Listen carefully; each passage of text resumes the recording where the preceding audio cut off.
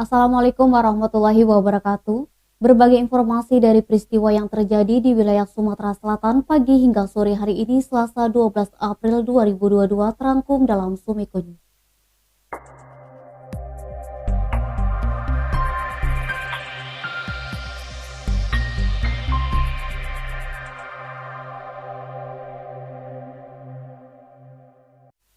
Ardimas Pratama 20 tahun warga Jalan Kadir TKR Kelurahan 36 Ilir Kecamatan Gandus Palembang diringkus polisi gara-gara melakukan aksi pencurian di sebuah rumah kosong di Jalan Bang Raya Kelurahan Pakjo Kecamatan Ilir Barat 1 Palembang.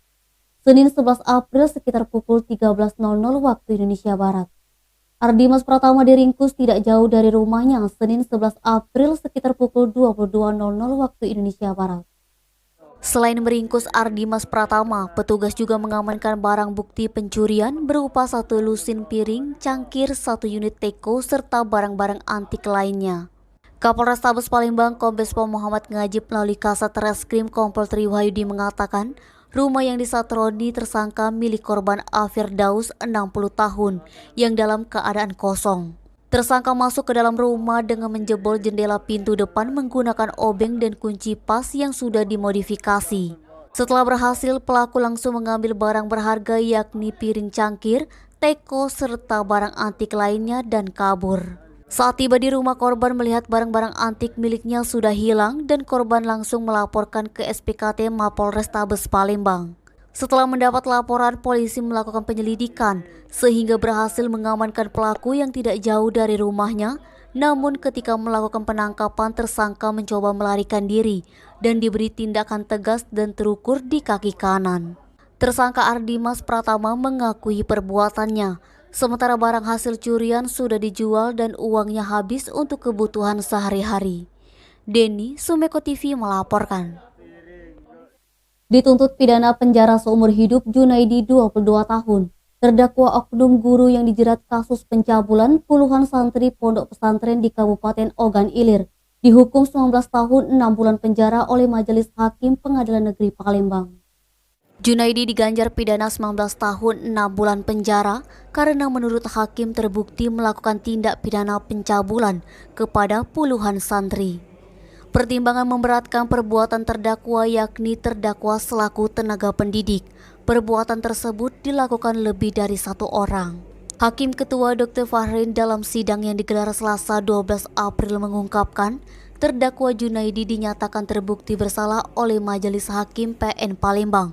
Diketuai Dr. Fahrin SHMH melanggar pasal tentang perlindungan anak pasal 82 ayat 1, 2, dan 4, Jo pasal 76E Undang-Undang Nomor 23 Tahun 2002 tentang perlindungan anak menjadi Undang-Undang Jo pasal 65 KUHP.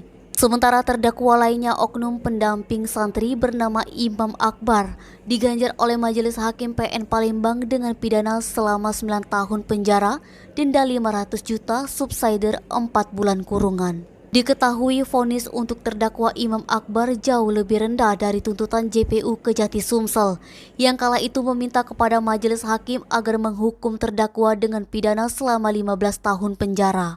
Atas vonis yang dijatuhkan tersebut, kedua terdakwa melalui penasihat hukum Abdurrahman Ratibi menyatakan pikir-pikir terlebih dahulu dan diberikan waktu 7 hari guna menentukan sikap terima atau banding. Diketahui dalam dakwaan JPU, dugaan tindak pidana asusila yang dilakukan oleh kedua terdakwa telah terjadi sekitar bulan Agustus 2020 hingga tahun 2021 silam. Adapun modus yang dilakukan oleh kedua terdakwa dengan cara dilakukan dengan merayu puluhan korban anak di bawah umur yang merupakan santri di salah satu pondok pesantren di Kabupaten Ogan Ilir. Tidak hanya merayu, kedua terdakwa juga mengancam korban apabila berani melaporkan perbuatannya tersebut. Fadli, Sumeko TV melaporkan. Majelis Hakim Tipikor pada Pengadilan Negeri Palembang gelar sidang kasus dugaan korupsi pelebaran Jalan Pulau Panggung Segamit, Kecamatan Semende Darat Tengah pada Dinas Pekerjaan Umum dan Penataan Ruang Kabupaten Muara Enim, tahun anggaran 2020.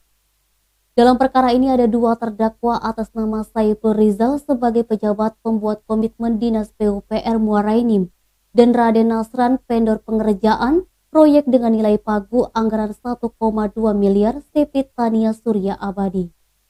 Kedua terdakwa pada sidang Majelis Hakim diketuai Salan Effendi SHMH Selasa 12 April dihadirkan secara virtual dari dalam monitor ruang sidang utama. Agenda sidang yakni mendengarkan keterangan 6 saksi oleh JPU Kejari Muara Enim. Keenam saksi yang dihadirkan yakni dari Dinas PUPR Muara Enim, diantaranya yakni Hermin Eko Purwanto yang diangkat sebagai Kadis PUPR Muara Enim oleh Bupati Muara Enim nonaktif Juarsa pada tahun 2020. Saksi Hermin pengguna anggaran proyek pelebaran ruas Jalan Pulau Panggung Segamit dengan nilai pagu anggaran 1,2 miliar. Untuk pelebaran bahu jalan dengan cor beton sepanjang hampir 3 km yang dikerjakan oleh CP Tania Surya Abadi. Di hadapan majelis hakim, Hermin mengaku telah melakukan pengecekan ke lokasi usai perkara ini diperiksa oleh penyidik dari kejaksaan dan memang ditemui adanya beberapa retakan yang diduga adanya pengurangan kuantitas sehingga menyebabkan rendahnya kualitas proyek tersebut.